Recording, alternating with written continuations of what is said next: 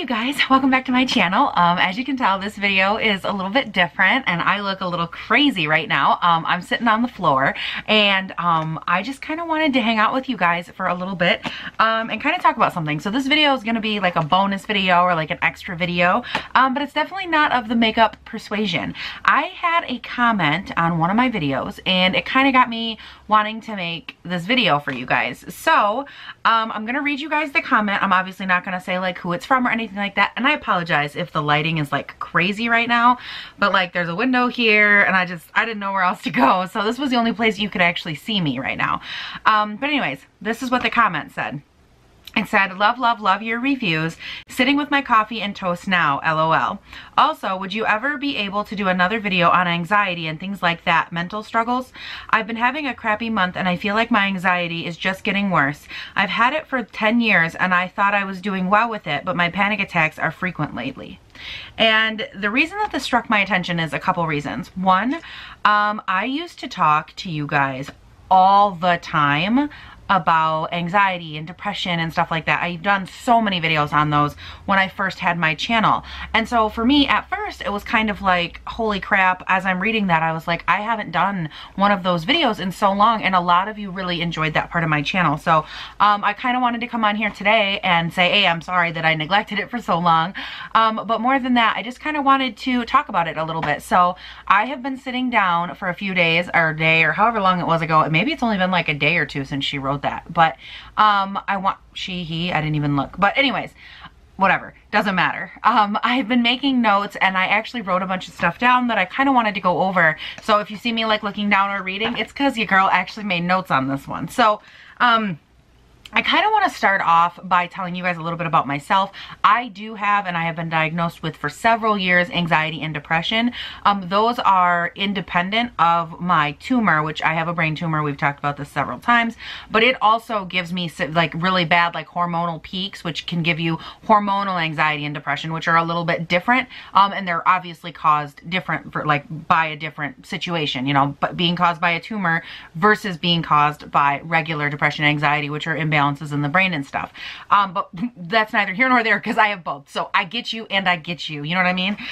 So I kind of want to start off. Oh my God, my nose itches so bad right now. And by the way, I just so you guys know, like we're straight chilling. This is my lived in makeup for the entire day. Like I'm looking a hot mess. I have on this sweatshirt that's about, I don't know, me and my 13 cousins are gonna fit in here. So just FYI, like if you're chilling, we're chilling together. So the first thing that I wrote down, I literally wrote, let's start with ... What does anxiety and depression look like? And I wanted to go into this area a little bit for a couple of reasons. One, I feel like there's a lot of people that they go through a panic attack or they go through depression swings, but they don't know, am I just sad or am I depressed? Am I just anxious or do I have anxiety? And so this is something, okay, I swear to God, there's like a hair right here. But this is something that I really did want to address because I feel like it is important and it's kind of the basis for where I'm gonna go from here. So I kind of wrote down, it doesn't look like any one thing. And I think that that is critical in understanding the rest of this conversation. To have depression and or anxiety, which depression and anxiety are linked intrinsically, they're linked in the brain, the way that they work. You might be, you know, really anxious and only a little depressed. You can have anxiety without depression, but they are very commonly linked. When I was diagnosed with them, I was diagnosed with both because that's just the way that it is for the most part. So because of that, it can be very difficult to say this is what it looks like, pin it down, and this is what's up.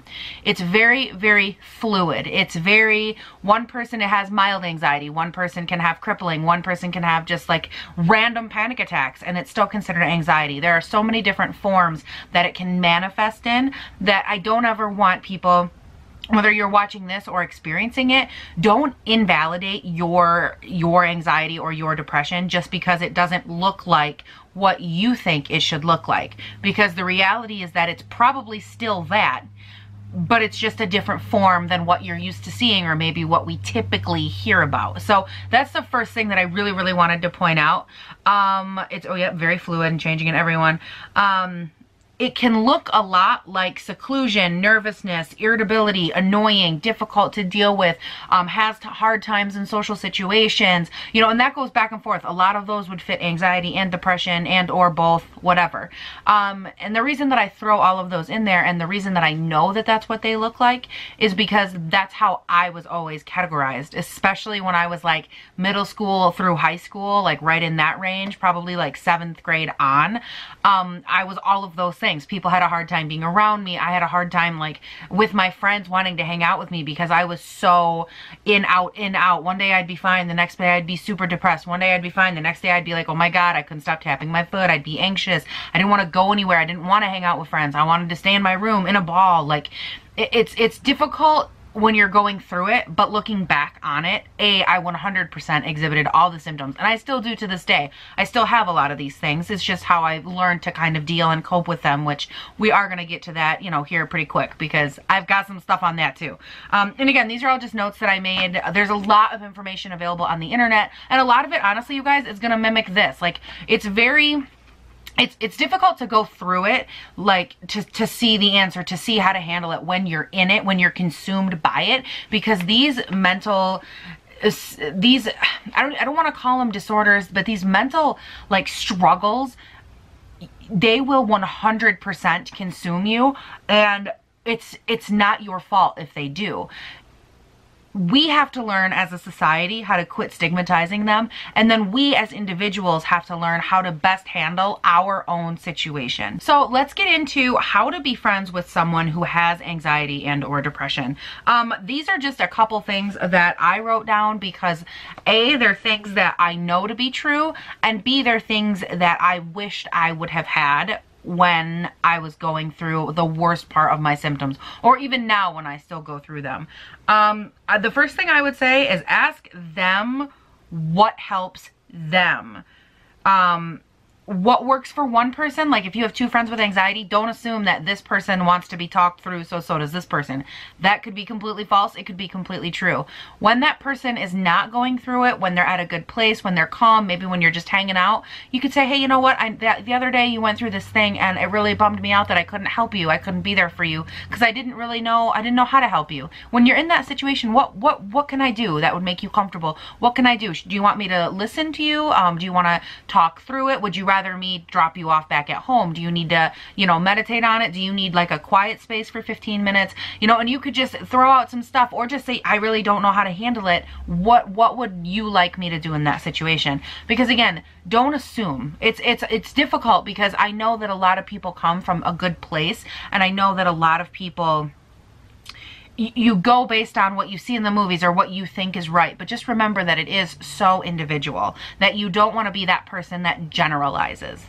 The one thing that I really wished people would have gotten when I was younger is that, please, for the love of God, be willing, and this is exactly how I wrote it, be willing to see and understand that even though it's nothing, it's something to them. So whether it's something that like triggered them and set them off, something that makes them anxious, you were like, hey, oh, we're just gonna swing into this party real quick and then we can go home. That would 100% have just mind fucked me when I was younger. I mean, to the nth degree, it would have just, I couldn't have functioned. And the reason I say it is because you would be, and this actually happened to me several times where I'd be like, oh my God, and I'd start freaking out, and my friends would be like, it's not that big of a deal, like, we're gonna stop, what's the big deal? For me, it was a big deal. I was terrified, I was anxious, I was upset, and you get to the point where you go from 0 to 100 so fast, no one understands, no one gets why, and then the next time it's like, oh, Paige had a freak out last time, we should just not bring her. That happened a lot, and it's because, not because they were mean people, it's not because I had bad friends, it's because I couldn't communicate it because I didn't know what I was trying to communicate, and they didn't understand what they were looking at because we were all just kids. They didn't understand. So the one thing that I really, really want to impress on you guys is that if that's the case, just remember that it might be nothing to you, but it is something to someone. Just like how in my videos you guys will see my mom and how she's the sweetest person and how she'll bring me pancakes when I'm filming or whatever. I can't eat pancakes now, but you know what I mean, how my mom will do like these little gestures, and you know, it might be a part of my everyday life, but in someone else's life, that would literally mean the world, because it would mean their mom was here for them. It would mean this. And just remember that, again, something that seems like nothing or seems like common everyday things for you might not be that for someone else. And I think that once you remove that piece of information, all of a sudden you can see how these little things really start to add up in the mind of someone who is super, super anxious. Sorry about that. I had to hook myself up with a little back support. I was getting real tired over here. The next thing that I have written down is don't quit them because they're difficult. Try to help make them comfortable and safe in your relationship. And I wrote that very specifically with that wording. You have to remember that if you are in a relationship with someone, regardless of the type of relationship you're in, whether it's friends, romantic, like work relationships, anything like that, you need to let them know that it's okay for them to be themselves. Now, most commonly, of course, this is like a friendship or a romantic relationship, but they need to know that they can trust you. They need to know that what they say to you isn't going to be invalidated. They need to know that when they talk to you, or when they finally are able to open up and confide in you, that you're not going to go tell everybody else, that you're not going to judge them, that you're not going to go, that's stupid, that's all this is about. They don't need to hear that. And that little comments like that are what shrink people like us right back into our shell more and more and more, to where everyone else that comes along after we're all the way in our shell, everyone else for the rest of our lives will pay for that. They pay for those bad choices and those bad words, because it's so difficult to talk about stuff like this, because when you're dealing with anxiety and depression, it's something that's in your head. Any kind of mental illness or mental struggle, it's in your head. It's not something you can see. When you walk down the street and you see someone that's maybe blind or deaf or has a physical disability, it's easier to empathize with them, because you can see what they're going through. You can physically see that struggle. But if someone's walking down the street and you're going to look at them and they look fine, you don't know that maybe that person, maybe this is the first time they've been out of their house in a month. Maybe this is a really big deal for them. Maybe they're going through the biggest struggle of their life right now, and you have no idea because it's mental. And there's something so valuable every time you look at someone for just going, wow, they're going through something I have no idea about. They're going through something I have no idea about. This day is probably very significant for someone else, and it's not for me. And just always keeping that in the back of your mind. And those are strangers we're talking about. So wouldn't you, on a relationship level, want to have that times 1,000 for anybody you're in any kind of a relationship with? Of course, you would want to be able to have empathy for your friends and your spouse or your girlfriend or your boyfriend or whatever. You would want to be able to have that with them, because you want them to be as comfortable and as able to be with you and be open with you as is humanly possible. So just always remember that don't ever make them feel uncomfortable or inadequate just by talking to you. Let them know that they're equal to you, that there's nothing wrong with them, and that you're there and you're willing to listen. Now this one, I honestly hate to say it, because it is going to come out, it's going to come out worse than I mean it, but you guys, I'm going to be straight with you because that's how I am. You got to decide if they're worth it. You have to decide. I remember, and I say a lot of stuff, like on my channel, I talk a lot about like personal situations that I was in, right? Well, one of them, for lack of a better word, there was me and a couple other friends, right? And again, I don't use names, I don't talk about stuff like that, and keeping in mind that this is all over with, we're good now, we don't have any issues like this, but again, it's still a very relevant story for me. So,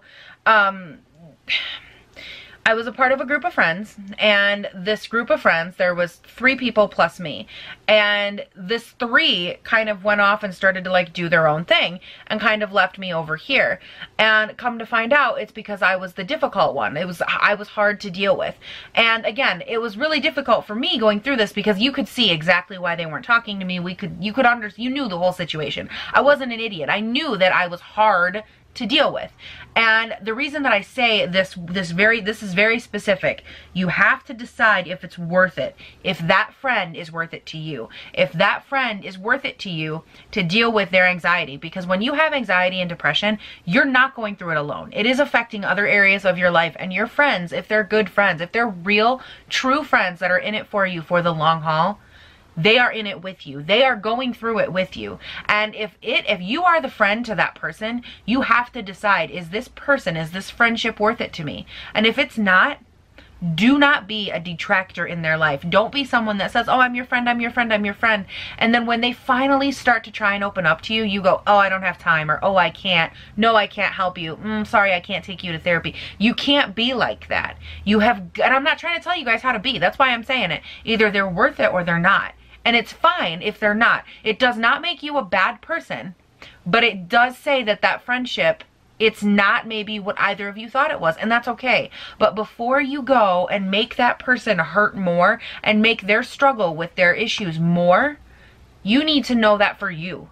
Because I can't tell you how many times I was put in that situation where I thought people were close to me and I thought we were good and I thought that I was worth it to them, and I wasn't. And I don't hold any grudges for them now. I don't hold any issues for that now.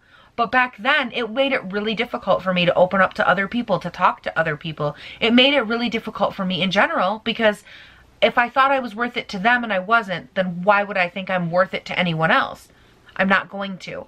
So just something to always keep in the back of your mind. You guys, you got to decide, are they worth it or are they not worth it to you? And again, it doesn't make you a bad person. It just means that you need to do soul searching. You need to decide if they are or not. And that might reflect on you. It might not. That's between you and your brain and your issues. But decide if the person is worth it. And if they are, then invest in them and invest your love and your time and your care into them and their mental struggle and what they're going through, because that's what they need more than anything. So you guys, now we're on to the next part, and that's why care so much and be there for that friend, the friend with anxiety and depression. What do they have to offer? What do we have to offer? Because so much of everything I've said so far has to do with how you can help us, how you can help that person with anxiety, how do you help the person with depression, and there's been no emphasis up until now really other on what do we have to offer in this relationship. We do not expect you to give and give and give and give and give. We do have value. We do have things to offer, and that's a huge misconception. I feel like when you're friends with someone who has mental struggles or mental illness even, it's a very, very large misconception that that person has nothing to offer. Would you say that someone who is blind or who is deaf or who has a physical disability, that they have nothing to offer? No. It might mean that you can't eat at certain restaurants because maybe they're not handicap accessible in the way that that person needs them. It might mean that you can't, I'm making a point. It might mean that you can't go places. It might mean you don't go to the movies with that friend. It might mean you can't eat certain things. It might mean that there are restrictions on what you can and cannot do, but you would not value them as any less of a friend because of that. So the first thing I would say, piggybacking off of what I just said, is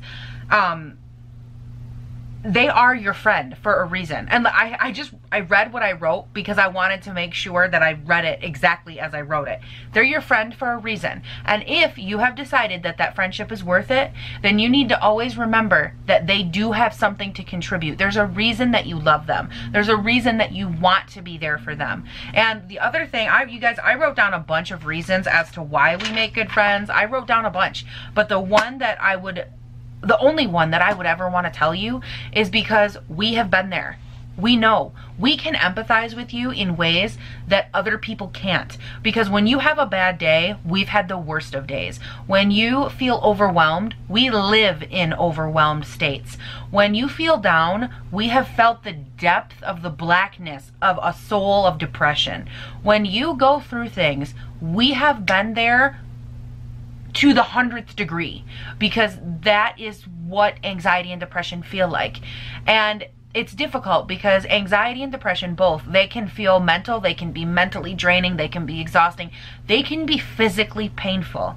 And all of the symptoms that come from anxiety and depression are very relatable, even when they're on smaller scales. So what is the one thing that we have to offer you is the ability to hear you out. We are going to know that you need to talk and we need to listen. We are going to know that you might need the night in. We are going to know that you might need some comfort food. We are going to know that you might need all of the things that we need. And we're also going to know that we need to ask you what you need, because we will have been there. And I have to say, I've been on both sides, right? And I will say some of the most caring people that I've ever been friends with and some of the most caring people I've ever known are the people that stick through it with people like me, and people that recognize that everyone has good things to offer. So just don't forget that one little fact. And I think that in time, no, not even in time, scratch that. You'll come to realize as soon as you need someone to talk to that that person might just be the best resource that you have. And for me personally, like speaking from personal experience, my anxiety and my depression made me the person that I am today. They helped shape me into a person that has empathy, someone that is able to be calm, someone that is a storm, someone that has passion, someone that has sadness, someone that has seen every depth of every valley and every high of every mountain. I have seen it all. I've been in between. And because that depression and that anxiety are so much a part of me, it's so easy for me to see it and recognize it and help it in other people. And as my age goes on and as my mental ability for that kind of stuff increases, my desire to help other people increases. So all of that to be said, we make a pretty damn good friend. I'm over here like selling us, like, yeah, we're great friends. We have points A, B, C, and D, dog. Now this is where it's going to kind of touch on that comment and hopefully help some people. So it says how to, I wrote it, I'm like, this is what it says.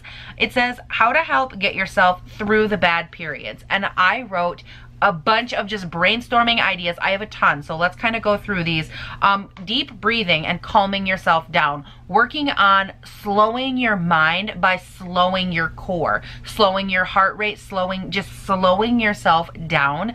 It sounds corny. It sounds like you're going, oh yeah, deep breathe, it's fine. No. Just calm yourself down. Allow everything in the world to drift away from you. Allow everything outside, everything that's happening at work, everything that's happening with your husband, your brother, your sister, your cousin, your daughter. Allow it to drift away. Allow it to melt away. Allow you to focus on just your breathing and hear your heartbeat. There is something very, very calming about hearing the literal mechanics of your body happen. There is something calming to it. I've done it, I've been there, and it does help and it will help.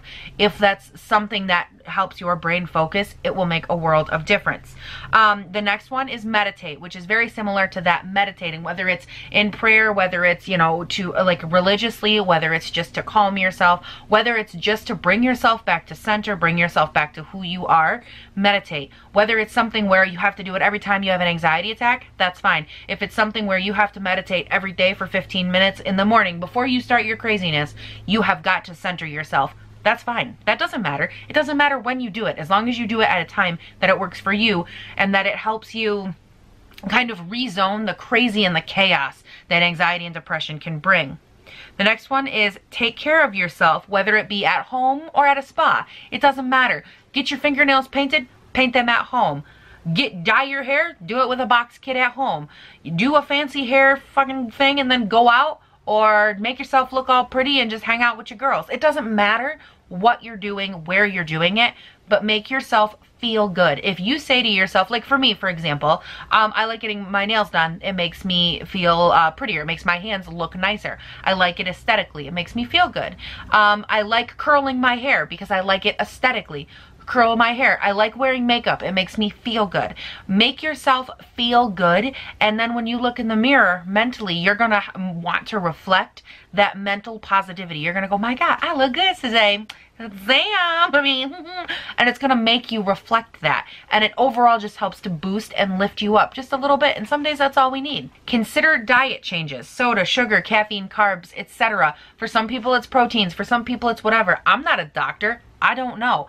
But what I do know is that diet can play a part in anxiety and depression. Something to consider, something to look at if you notice that you're more anxious after you drink a carbonated beverage or a caffeinated beverage or a sugary beverage or whatever. Maybe try cutting those out, cutting them down. Same with carbs, same with everything else.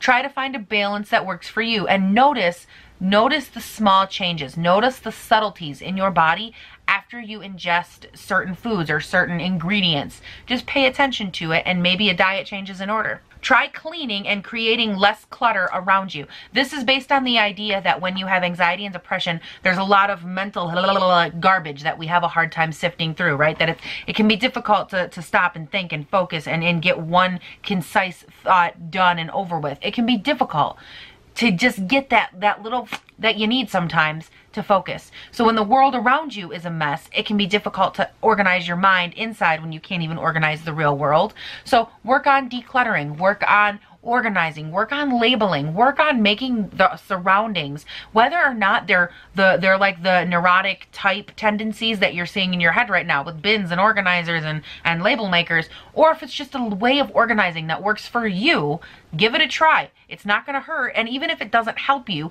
at the end of the day, you'll still feel pretty damn accomplished. Make a plan or a schedule to help feel less like there's an unknown. Make a plan or a schedule so you feel like nothing can really pop up. I'm not saying schedule your life down to the moment, but making a schedule and having for some people having a planner, for some people writing it down in a notebook, whatever it is, making it so you feel like you have a place to put things that are going on can help you to look at a paper when you go, oh my God, I'm so overwhelmed, I have so many things to do today. But then maybe you look at your paper and you go, oh wait, I guess there's only 4 things here. That's not so bad.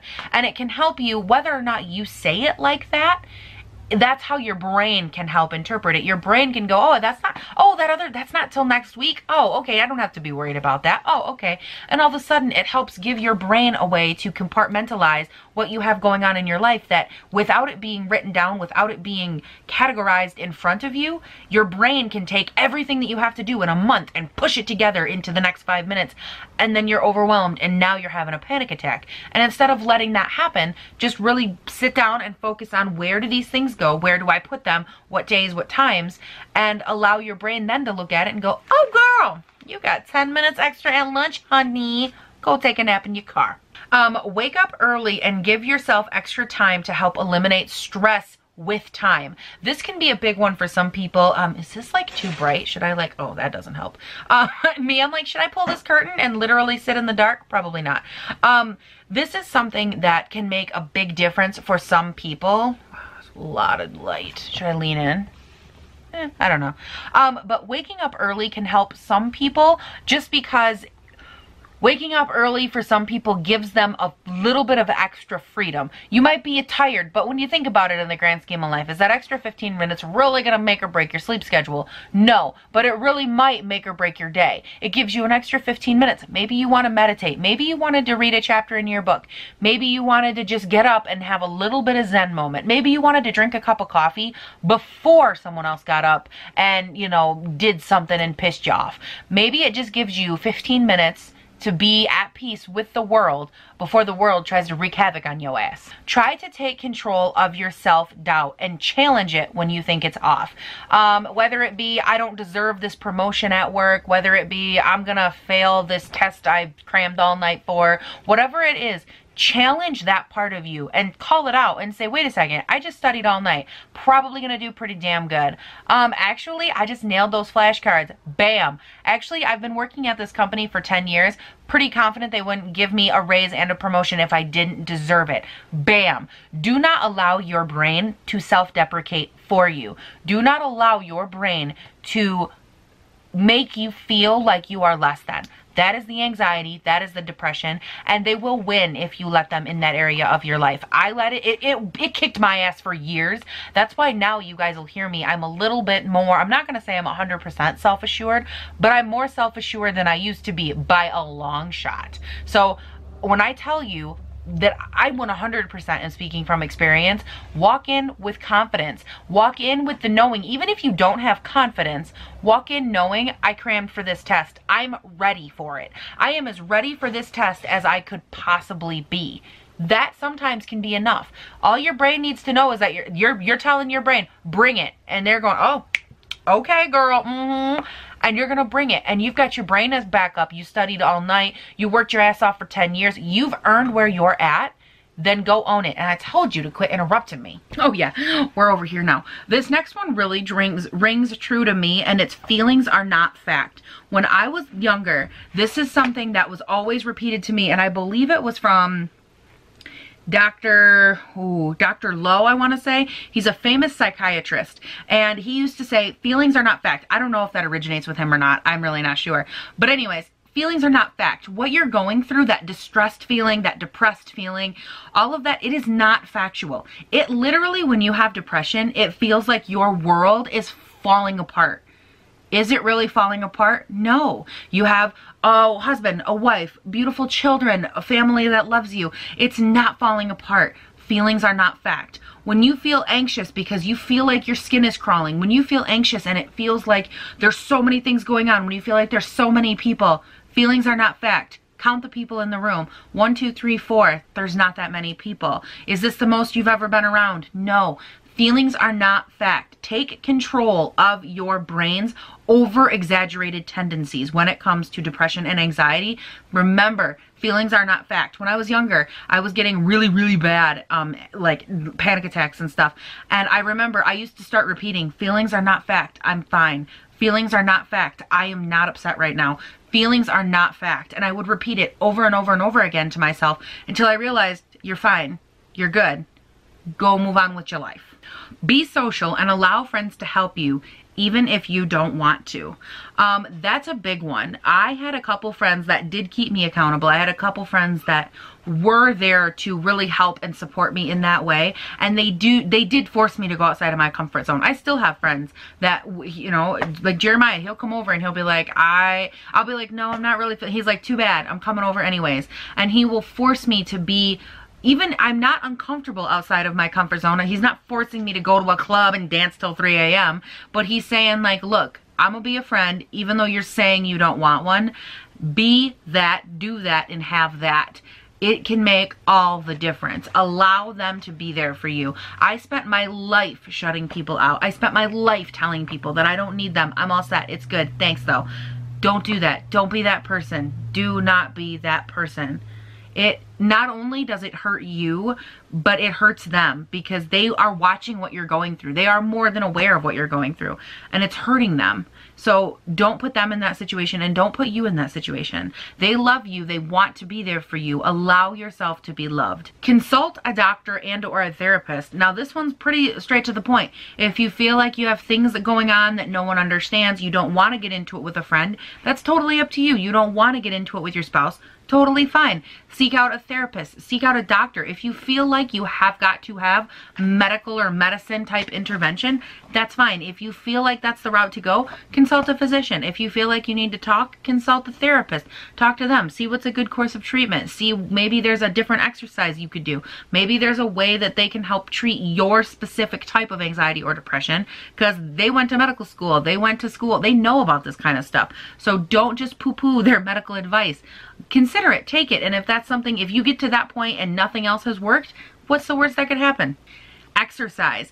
Nothing else to say there. A lot of people do report that exercise or getting out, getting fresh air, releasing endorphins when they're running or weightlifting or whatever, that it can be very good for depression and anxiety both. So give it a shot. What could go wrong? Again, what's the worst that could happen? You get in shape? Okay, darn. Find help or local support. Now this is one that I totally threw away when I was younger. Whether it be like a meeting, like there's AA, there's NA, find a meeting like that. Take a meeting, not a meeting in the same sense, but you know what I mean. Find a support group for people that go through what you go through. There's literally support groups for everything and everyone. Maybe it's at like a local counseling center. Maybe it is at a church with just anybody from the church. Maybe it's with a spiritual leader or advisor. Maybe it's anywhere, but give it a shot. Again, there's always people like that. And if you can't find anything in your area, go online, see what you can find online. If you're afraid to show face in one of these places because you don't want people to know or you feel embarrassed, there's a ton of online options you can find. There's everything from chat rooms to, you know, like free prevention hotlines, stuff like that, you guys. There's so many resources on the internet and in the real world that you do not have to go through this by yourself. The last thing, you guys, is that you have to accept it. Again, I spent years doing just the opposite, and I spent years not accepting what I had going on. I spent years saying that I was fine. I spent years saying that I was crazy. I spent years saying I didn't have anxiety. I spent years saying people overreacted, and I was wrong every single time. Accept it. By accepting what you have going on, by accepting the fact that you have panic attacks, by accepting the fact that you have depression spirals, by accepting these facts, you will also accept help. You will accept treatment. You will accept that things might help you come out of this. You will ultimately accept the fact that you want more for yourself. Accept it. I'm not saying accept and move on. I'm not saying accept and get over it. I'm not saying accept it, you're stupid. I'm saying accept it and work through it. Work for a different life. Work for a different outcome. Work for it. Accept it. Help yourself. Let others help you. Do everything we just talked about. And the root of all of this is that you have got to accept it. You guys, that's everything. That's literally, that's about 90% of what I wrote down. This video is insanely long and I apologize, but I had a ton of thoughts I wanted to get out to you guys. And again, I know that this is not my normal video. I know it's different. It's a different everything, quite frankly. But I really hope that you guys found it helpful. Definitely, if you have anything that you like or that works for you, maybe you're anxious, maybe you have depression, maybe something, and you feel like you have something that you could contribute, definitely leave that down in the comment box, you guys. There's so many people here on the internet. There's enough people that we should never have a world where people have to feel alone, because we all are going through stuff, and if we all share it, we all talk about it. Leave it down below, like, comment, subscribe, whatever it is. Show your support for the video, show your support for the people going through it. And again, if you have something that works for you, a device, a trick, a thought, whatever, leave it in the comments. Definitely awesome. I'm sure that people that are watching this, they might feel shy about it. They might not want to say anything, but it's worth a shot. Just read through the comments, like a comment if you think that it's great for you, whatever. But let people know that you're all kind of there for each other. Be you know, liking this person's comment or writing your own, but be constructive. The comments are not for the negativity, especially on this video. Don't go calling people crazy. Don't be an ass, because your comment will be deleted. Like, we're not playing that game. Do not go there, especially on this, especially after everything that I just said. Go be a great human, you guys. I hope that you enjoyed this video. I hope that you found it helpful. And for the person that wrote that comment, and for the person that is going through everything that I just mentioned and more, you're always with me. This is always a good channel for you, and just know that you are not alone. You're not alone on my channel. You're not alone here. You're not alone in the beauty community, and you're sure as hell not alone in the world. So you guys, that's it. Have a great day, night, weekend, whatever it is when you're watching this, and I'll see you in the next one. Bye! Don't want to sound crazy.